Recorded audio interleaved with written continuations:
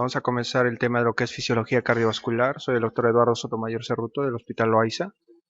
Bueno, en general va a ser un breve repaso de lo que es la fisiología cardiovascular, ya que es un tema extenso. Vamos a tocar tópicos importantes.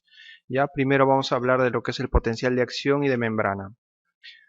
Bueno, en general los potenciales de acción de las células cardíacas son de dos tipos, dependiendo del tipo de músculo y del sistema de conducción. Por ejemplo, aquí vemos el primer potencial de acción, ¿no? Con las diferentes fases y los cambios en lo que son los electrolitos que se van a producir en las diferentes fases, ¿no?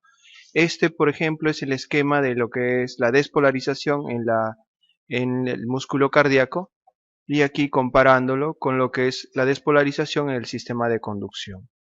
Como pueden notar, hay una gran diferencia entre lo que es la meseta, que correspondería al periodo donde se va a dar la contracción y la liberación de los canales lentos de calcio. Por ejemplo, vamos a ver aquí en este esquema, ¿no? Tenemos lo que son la parte de la electronegatividad, que es propia de la célula cardíaca o del miocito cardíaco, donde tenemos un potencial de reposo. A partir de ahí se va a comenzar a ser más positivo hasta llegar a lo que es el fenómeno de despolarización, ¿no? Pasando el umbral. La primera fase corresponde a la fase 0, donde va a haber la apertura de los canales rápidos de sodio. Eso va a permitir la entrada de sodio hacia la célula, ¿ya?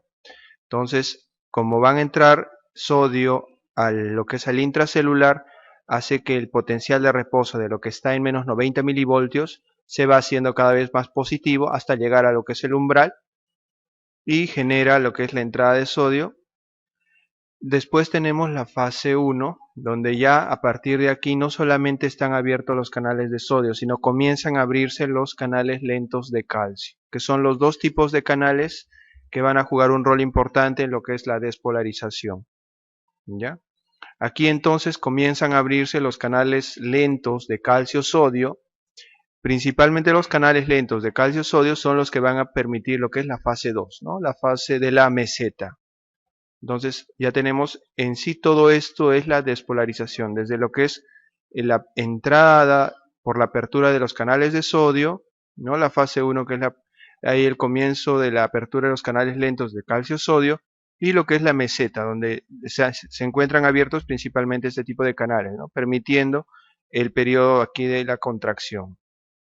Entonces aquí tenemos la entrada de calcio hacia la célula. Después tenemos la otra fase, que es la repolarización. Una vez que ya está despolarizado el músculo cardíaco, comienza la apertura de los canales de potasio. Con la apertura de los canales de potasio comienza lo que es la fase 3, donde va a haber una salida del potasio hacia el extracelular. Esto genera nuevamente que el potencial de acción de lo que estaba positivo nuevamente se va a llegar a ser negativo, incluso más negativo de lo normal, o sea, pasa a ser más negativo que menos 90 milivoltios, hace un estado de hiperpolarización, y ahí es donde aparece la última fase de la repolarización, que es la fase 4, donde se va a través de lo que es el mecanismo de la bomba de sodio-potasio ATPasa, va a permitir nuevamente que regrese al potencial de reposo. Entonces aquí tenemos la repolarización, son la fase 3 y la fase 4, ¿no? Principalmente por la apertura de los canales de potasio, permite una salida del potasio hacia el extracelular, y la fase 4, como estamos en una fase en un estado de hiperpolarización, permite nuevamente llegar al potencial de reposo. En resumen, este es todo lo que es el fenómeno de potencial de acción que se va a dar en la célula cardíaca. Bueno, aquí tenemos un esquema donde hace una comparación entre lo que es el fenómeno de potencial de acción con las diferentes fases y lo que es las variaciones en los electrolitos durante cada una de las fases, ¿no? Principalmente en la fase de la despolarización se va a ver una entrada inicialmente rápida de sodio, posterior a ello o concomitantemente a ello va a haber una apertura de los canales lentos de calcio-sodio, donde se va a dar la meseta, y posterior a ello en la fase de repolarización una salida del potasio. Bueno, vamos a ir resolviendo algunas preguntas justamente en relación a cada uno de los temas, ¿ya? Por ejemplo, la primera, ¿no? Potenciales de la célula cardíaca se van a caracterizar por el potencial de acción va a depender del potasio intracelular, ¿no? Al alcanzarse el potencial umbral se abren los canales lentos de calcio. Se transmite de una célula a otra a través de uniones gap. La fase de repolarización establece un potencial de menos 90 milivoltios y en las células marcapaso la despolarización espontánea está influida por el sistema nervioso autónomo, ¿no?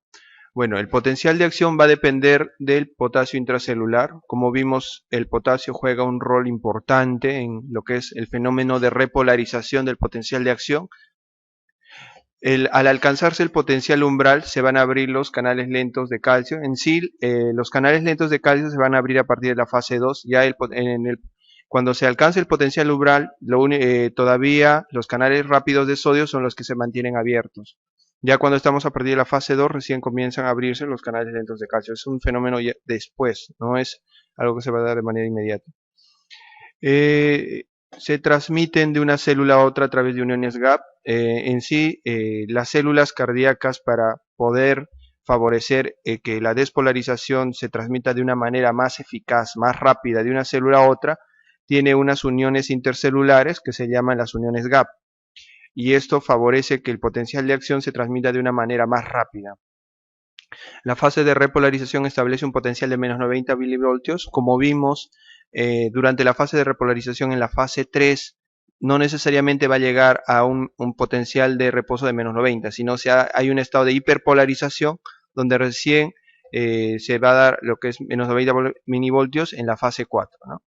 Y en las células marcapaso la despolarización espontánea está influida por el sistema nervioso autónomo. En sí, lo que es dentro de lo que son las células del sistema de conducción, vimos que era diferente, no existe lo que es la meseta, no existe lo que es la fase 2, es bastante influida por este sistema de conducción, principalmente por el sistema nervioso simpático, que va a jugar un rol importante para favorecer o no el fenómeno de despolarización. Entonces aquí la respuesta sería la B, ¿no? Al alcanzarse el potencial umbral se abren los canales lentos de sodio, eso no sería lo adecuado, ¿no? Bueno, aquí tenemos otro esquema ya más didáctico donde vamos a ver la variación de apertura y cierre de los canales durante las diferentes fases. Por ejemplo, en la despolarización lo que va a primar o lo que va a ser más importante va a ser la apertura de los canales de sodio rápidos. Estos canales de sodio son regulados por voltaje, ¿no? Y van a permitir una entrada del sodio hacia el intracelular. Ya en lo que es la repolarización va a haber una apertura de los canales de potasio para favorecer la salida de este ion, ¿no? Y finalmente, para lo que es la fase 4, van a jugar un rol importante la bomba de sodio, potasio, ATPasa. ¿Ya? Bueno, en relación a ello, los canales iónicos que van a ser responsables de la fase 2, como vimos, la fase 2 corresponde a la meseta. Entonces, de todos los iones que vimos, el que jugaba un rol importante en la fase 2 van a ser los canales de calcio.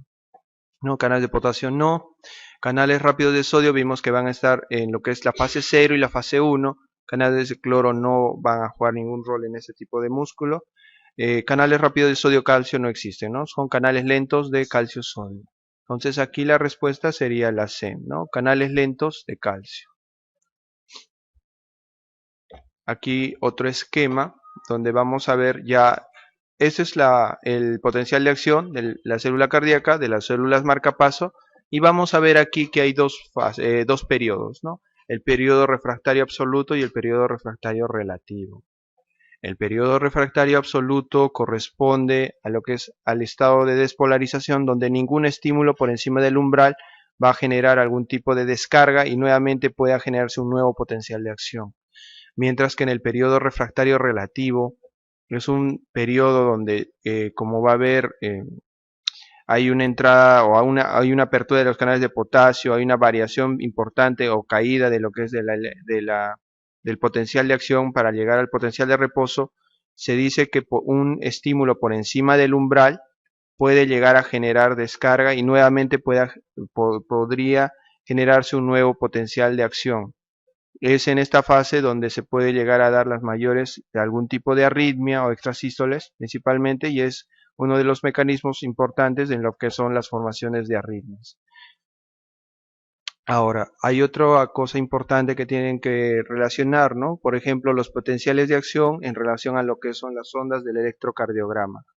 Se dice las fases 0 y la fase 1, ¿no? Como es la apertura o el inicio de la despolarización, van a corresponder al complejo QRS, ¿no? Que correspondería a lo que es la despolarización ventricular. ¿Ya? La fase 2 va a corresponder al espacio ST. Aquí, por ejemplo, vemos la sobreposición de cada uno de ellos, ¿no? Vemos la despolarización en la fase 0 y fase 1 corresponden al QRS, mientras que la meseta va a corresponder principalmente al segmento ST, ¿no? Entonces, en sí, la despolarización correspondería al QRS más parte del espacio ST. Y finalmente, la fase de repolarización, la fase 3 y 4 correspondería a la onda T. Durante la fase 0 de la despolarización, ¿qué es lo que se va a llegar a producir, ¿no? Se va a producir una entrada rápida de calcio dentro de la célula. Como vimos, principalmente lo que va a entrar de manera rápida es el sodio. El sodio entra en la célula a través de los canales rápidos, ¿no? El potasio sale al exterior de la célula por medio de la bomba de sodio TPasa. Esto es la fase 4.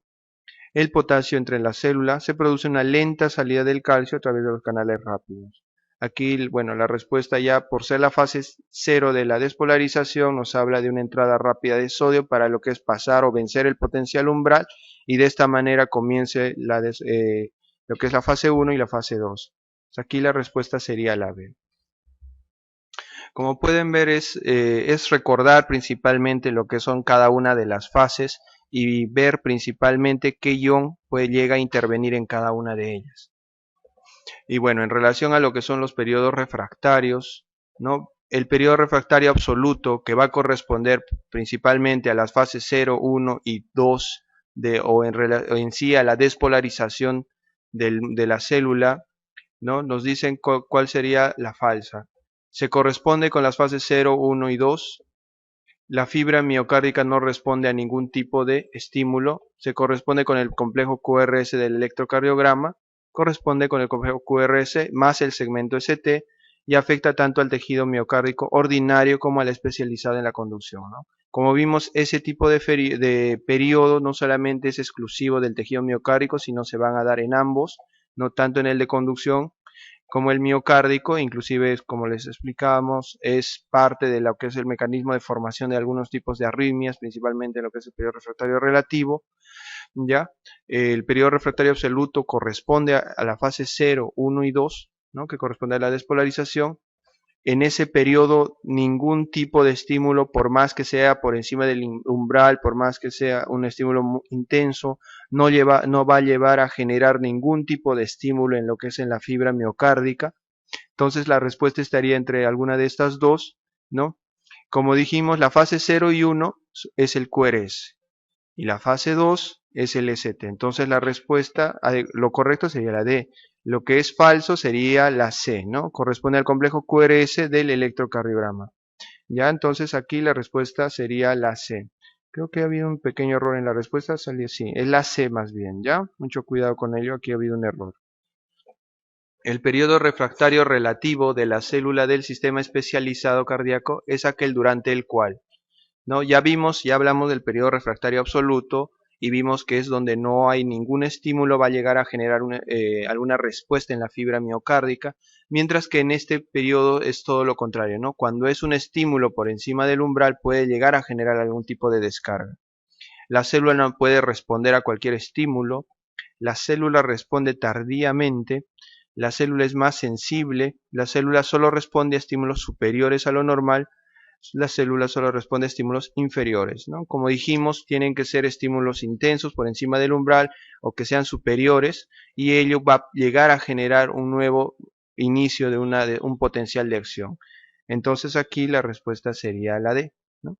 Solamente un estímulo mayor va a llegar a generar una nueva descarga y la formación de un nuevo potencial de acción. Bueno, ya vimos lo que es el potencial de acción, principalmente recuerden las variaciones que va a haber en cada uno de los electrolitos durante las diferentes fases del potencial de acción, recordar las fases y cada una qué es lo que llega a producirse. Bueno, la siguiente parte ya es el sistema de conducción cardíaco, es importante recordar lo que es cómo inicia la conducción a partir del nódulo sinusal hasta lo que son las fibras de Purkinje. Por ejemplo, aquí tenemos un esquema donde tenemos el nódulo sinusal, ¿no? Que es el inicio, por ello es el marcapasos del corazón, donde a partir de este nódulo se van a comenzar las descargas. Posterior a ello vienen las vías internodales, ¿no? Que inicialmente también van a llegar a descargar en los aurículas y se va a producir la despolarización y contracción auricular, ¿no? Y a través del sistema de conducción va a llegar a lo que es el nódulo auriculoventricular y posterior va a pasar a las de His, que es un periodo donde va a haber un retraso en el estímulo, favoreciendo de esta manera que haya un adecuado llenado ventricular, ¿no? Y posterior a ello pasa a lo que son las fibras rama izquierda, rama derecha, fibras de Purkinje, y finalmente a lo que es al músculo ventricular, ¿no? Para posterior a ello inicie la contracción. Entonces recordar lo que es el sistema de conducción con cada una de sus partes, ¿no? Haz de His, nódulo auriculoventricular, nódulo sinusal y las ramas, ¿no? Y finalmente rama derecha, rama izquierda y las fibras de Purkinje. ¿Cuál no es una característica del corazón? Por ejemplo, en relación a ello, hay algunas características que son importantes y quisiera que tengan en cuenta. Por ejemplo, el miocardio actúa como un sinsitio. Sinsitio significa que actúa como un todo, o sea, en sí las células, como tienen las uniones gap, vimos que favorecen o permiten que de esa manera el estímulo pueda pasar de una manera rápida y efectiva. Entonces, eso favorece que el músculo cardíaco actúe como un todo, o sea, una sola bomba y favorezca un adecuado llenado y una adecuada contracción ventricular. Conduce impulsos de una célula muscular a la siguiente. Vimos que es lo adecuado a través de este tipo de uniones intercelulares. La contracción miocárdica es independiente del calcio sérico, ¿ya? Mucho ojo aquí, esta es una gran diferencia, inclusive es una diferencia importante entre lo que son los tipos de músculos. Tenemos, por ejemplo, el músculo estriado cardíaco y el músculo estriado esquelético. Por ejemplo, el músculo estriado esquelético tiene una gran reserva de calcio intracelular y por ello cuando hay una variación dentro de lo que es el calcio sérico no llega a afectarse salvo que haya una alteración severa, mientras que el músculo estriado cardíaco no llega a tener una suficiente reserva de calcio intracelular, por lo que a los cambios mínimos que puedan llegar a producirse en el calcio sérico puede llegar a generar algún tipo de alteración en lo que es su respuesta, principalmente en la contractibilidad miocárdica. Entonces esto no es lo adecuado, no es independiente, es al contrario, es bastante dependiente. Lo que sí es independiente sería el músculo estriado esquelético. Sus ventrículos son inexcitables durante la mayor parte del periodo de contracción. Como vimos, la contracción ventricular correspondería inicialmente a lo que es la despolarización, donde vimos que corresponde al periodo refractario absoluto. La contracción miocárdica es dependiente del potasio sérico, es el otro ion importante que tenemos que tener en cuenta, es no solamente el calcio, cualquier variación en lo que es el potasio, ¿no? Tanto la hipercalemia, la hipocalemia, rápidamente puede llegar a generar alteraciones en la contractibilidad o principalmente en lo que es en el sistema de conducción, ¿no? Y puede generar fácilmente desde lo que son extrasístoles, ¿no? Taquicardia ventricular, hasta puede llegar a una fibrilación ventricular, ¿ya? Entonces cualquier variación en los niveles de potasio rápidamente puede generar algún tipo de alteración. Entonces aquí la respuesta sería la C, ¿no? La contracción cardíaca no es independiente, al contrario es bastante dependiente del calcio sérico. Bueno, la activación cardíaca se caracteriza por, ¿no? En relación a esto, lo que es el sistema de conducción, la despolarización comienza en la aurícula derecha, ¿no? Y dijimos que inicialmente la despolarización va a comenzar en el nódulo auricular sinusal, que está en la aurícula derecha. La activación ventricular comienza en la parte izquierda del tabique, eso también es adecuado. A su paso por el nódulo auriculoventricular, el estímulo sufre un retardo. En sí el haz de His es la zona donde va a generarse un retardo en el estímulo, ya que eso, como les dijimos, favorece un adecuado llenado ventricular. La despolarización ventricular va de epicardio a endocardio, es al revés, ya como la despolarización va a comenzar en el endocardio y de ahí va a terminar en el epicardio. Es la disposición que va a llegar a tener por la forma en lo que están entrelazadas las fibras a nivel de lo que es el músculo ventricular, y eso genera que, y mientras que es al revés, lo que es la repolarización ventricular, ¿no? Que va de epicardio hacia endocardio, ¿no? Que es al inverso. Entonces esta sería la incorrecta. Y bueno, la última porción de los ventrículos que se despolarizan es la base del ventrículo izquierdo. Eso es adecuado, es la última o la porción final que va a llegar a despolarizarse. Entonces, como pueden ver en esta pregunta nos hablan bastante de cómo es el sistema de conducción, cómo cada parte del corazón puede llegar a despolarizarse. No recordar esta parte principalmente, eso de epicardio, endocardio, es bastante, digamos, a veces preguntado, ¿no? Y uno puede, digamos, fácilmente equivocarse. Entonces, la respuesta sería la D. El nódulo sinusal es el marcapasos fisiológico del corazón. Ahora, ¿por qué el nódulo sinusal es el marcapasos, no? Si tenemos también que son células en sí, todo el sistema de conducción son células autoexcitables y por ello tienen fácilmente variaciones en su potencial de acción y rápidamente si llegan a vencer el potencial de umbral es que puede generarse una nueva despolarización y una nueva, posteriormente una repolarización. Eso va a depender bastante de lo que es la descarga. Ya vamos a ver más adelante a través de un gráfico, como van a ver, cada parte del sistema de conducción tiene una frecuencia de una velocidad de descarga diferente, mientras que la primera en descargar o la primera en despolarizarse va a ser siempre el nódulo sinusal. Y es por ello que como descarga antes que las otras porciones del sistema de conducción, favorece o permite que el estímulo comience a ese nivel, ¿no? Ahora, de lo que es el sistema nervioso autónomo, tanto el simpático como el parasimpático, el simpático es el que va a tener mayor influencia en lo que es el sistema de conducción. Por eso aquí en la primera premisa, por ejemplo, nos dice ser más sensible a las catecolaminas, es una característica propia del sistema de conducción. Ser más insensible a los agentes colinérgicos, ¿no? En relación a la primera premisa, ¿no? Es más sensible generalmente a lo que son los niveles de catecolaminas. Ser la única estructura cardíaca autoexcitable, en sí todo el sistema de conducción tiene esa propiedad o esa característica de son células autoexcitables, tienen una fase de despolarización espontánea, ¿no? Por ser autoexcitables, más rápida que la de otras estructuras, y tienen una pendiente de prepotencial menor que el nódulo, tener una pendiente de prepotencial menor que el nódulo auriculoventricular, ¿no? Entonces aquí, tener una fase de despolarización espontánea más rápida que la de otras estructuras.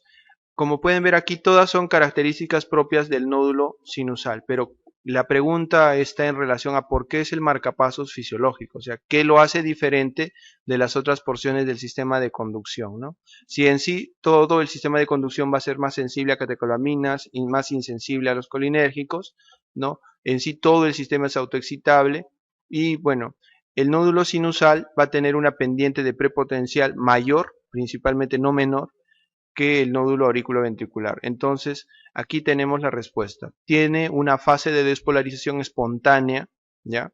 Más rápida, como les decía, tiene una velocidad de descarga más, podría decir, más rápida que las de las otras estructuras. Entonces, aquí la respuesta sería la D. Aquí pueden ver ello. Todos estos son los potenciales de acción de cada porción de lo que es desde el nódulo sinusal hasta lo que son las fibras de Purkinje. Y esta es la velocidad de conducción, ¿no? La velocidad de descarga inicialmente va a ser mayor en el nódulo sinusal a una frecuencia de descarga inclusive de 70-75 veces por minuto, mientras que la velocidad de descarga en el nódulo auriculoventricular ya es menor, es de 30-45 veces por minuto, y ya debajo del nódulo auriculoventricular, lo que son las ramas izquierda, derecha, fibras de Purkinje, ya la velocidad de descarga es mucho menor, inclusive de 15-30 veces por minuto. Entonces, con ello significa que siempre por ello el nódulo sinusal va a comenzar por la mayor velocidad de descarga que tiene el estímulo, ¿no? Por sobre lo que es el nódulo auriculoventricular y lo que son las fibras o rama izquierda, rama derecha y fibras de Purkinje.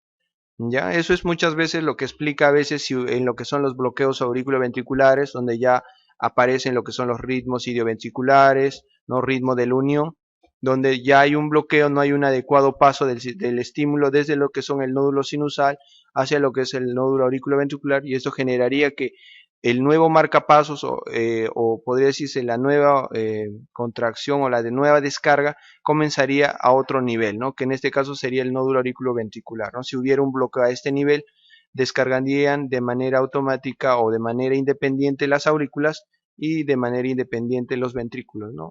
Es el típico ejemplo de un bloqueo auriculoventricular de tercer grado.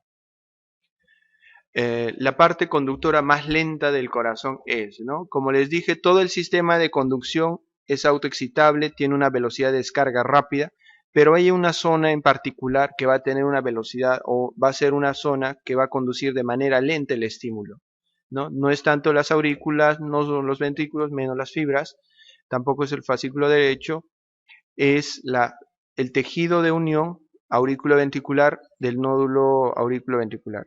Este tipo de tejido, si hablamos de manera histológica, tiene más fibras, es más rico en fibras de colágeno, ¿no? Menos fibras de células, y esto va a hacer que enlentezca el estímulo, ¿no? Y ya vimos que el objetivo principalmente es que mientras ese periodo hay un retraso del estímulo, favorece que haya un adecuado llenado ventricular, ¿no? Entonces ese es el motivo por el cual esta es la parte más más lenta del sistema de conducción. Entonces la respuesta aquí sería la E. La última parte de los ventrículos en ser activada luego de la activación auricular, bueno, siempre esta es una pregunta que a veces se repite, es un poco engañosa, ¿no? A veces es bueno recordar o memorizar ello. Vimos que es la base del ventrículo izquierdo, ¿no? El base del ventrículo derecho no es el endocardio, ojo con esta pregunta, ¿no? Vimos lo que es tanto lo que es epicardio, endocardio, cómo se despolariza y cómo se repolariza cada uno de ellos. Entonces aquí la respuesta sería la B, ¿no? La última parte siempre va a ser la base del ventrículo izquierdo, ¿ya? Y es una pregunta que a veces se repite, entonces simplemente hay que recordar ello. Como pueden ver, son preguntas sencillas de lo que es el sistema de conducción. Solamente hay que recordar algunas cosas básicas. Ahora, la contractibilidad miocárdica está mejor correlacionada con la concentración intracelular de... Aquí nos habla de contractibilidad, ¿no? Cuando hablan de contractibilidad, principalmente el ion más importante siempre va a ser el calcio, ¿no? Ya que cualquier variación en este ion, como es una célula miocardial, va a generar bastantes repercusiones. Entonces no es sodio, potasio, no es cloro, no es magnesio. Pues la respuesta sería la C. Es el ion más importante en relación a la contractibilidad miocárdica. Bueno, ya vimos lo que es potencial de acción, despolarización, repolarización. Vimos también lo que es el sistema de conducción. Hasta ahí, bueno, son preguntas bastante, digamos, sencillas las que pueden llegar a preguntar. No hay, digamos, algún tipo de complejidad. Vamos a pasar a una parte que es un poquito a veces compleja o tediosa, lo que es la contracción y lo que es el ciclo cardíaco, ¿ya? Primero vamos a hablar un poco de la parte molecular, lo que es el sistema de control, lo que es la actina y la miosina, de manera rápida, ya que en sí este sería otro tópico que podría tocarse más adelante, ya que es un tema ya algo donde ya hay que ver las diferentes fases en lo que es la contracción cardíaca. Tenemos aquí la sarcómera, ¿ya? Que corresponde a lo que son tanto los filamentos, un filamento grueso de miosina, ¿no? Aquí tenemos la actina, los discos Z, ¿ya? La sarcómera va a corresponder entonces a una banda A más una porción de las bandas cis, va a estar conformada por un filamento de miosina y dos filamentos finos de actina, ¿no? Y va de un disco Z a otro disco Z. Son generalmente la descripción que tiene la sarcómera, ¿ya? Aquí, por ejemplo, tenemos los dos estados, ¿no? Cuando el sarcómero se encuentra estirado o relajado, podría decirse, o en un estado donde... Y este es el sarcómero contraído, ¿no? Donde va a haber una atracción, una unión entre lo que son la actina y la miosina, ¿no? Y eso genera que el sarcómero desde lo que se encuentra en esta forma va a pasar a ella, ¿no? Se unen totalmente, ¿no? Aquí totalmente unido, y lo que va a suceder generalmente va a ser que las cabezas de miosina tienen una actividad ATP básica, entonces eso hace que se puedan unir a los filamentos de actina. En sí es un mecanismo donde interviene tanto lo que es las cabezas de miosina y los sitios de unión de la actina, donde ahí tiene una función, podría decirse, lo que es la troponina, con sus diferentes porciones, la troponina I, troponina C y troponina Y vamos a ver que ahí interviene principalmente no solamente lo que es la troponina, sino también el calcio, ¿no? Eso favorece que puedan presentarse tanto el sitio de unión de la cabeza de miosina con lo que es el sitio de acción de la actina y pueda generarse la atracción o la unión, con lo cual se va a generar que el sarcómero pueda contraerse.